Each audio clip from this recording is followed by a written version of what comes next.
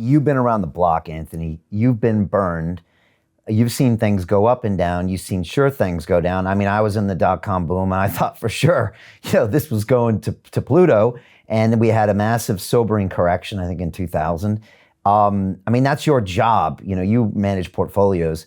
How can you educate maybe people listening and watching us right now, especially a lot of the newbie crypto owners, the crypto day traders that have never owned another asset in their lives, the ones that, because of the community, like you said, are evangelists and maybe trading for the first time and not understanding this. What do you say to them about that concept of risk management? Well, if they're day trading it, I said, boy, you're going to get burned because you're going to be catching falling knives. You're going to be exuberant at the top, and you're going to be woeful and despair at the bottom. And you have to train yourself to think in the opposite. When Bitcoin was at 29,000, we sold some Bitcoin out of our fund in April, and we bought some back when it was trading at like 29 to 33,000. We're net buyers right now at the $50,000 level, but the point being is you got to go against your emotions in life.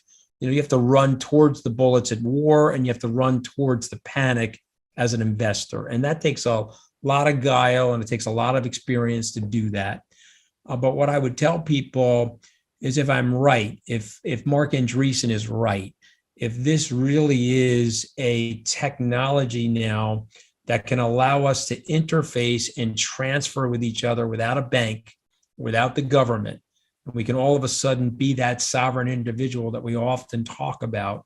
If I'm right about that, then this is going to be exponentially growing over the next decade, if not the next generation. And a result of which I would want to be long it, and I would want to be patient with it. And I would want to look to other things that track Metcalfe's law that were fraught with volatility, which would include Facebook and Google and Netflix. And there's been a lot of boom and bust in every one of those things as they matured. And then they stabilized. And then once they stabilized, they became the fait accompli of the institutions and the fuddy-duddies. But what I would tell my clients, and by the way, I always say this to second generation people, first generation people like making money. They're comfortable with it. They've got self-confidence. They'll throw the ball. Second generation people have a tendency to want to preserve money. I always tell second generation people, you got to get in the money making, throw the ball mode if you want to be super successful. So it's just something to think about. And I think you have to be part of this. This has to be part of your investment portfolio. And because I believe it's going to be a very big part of our future.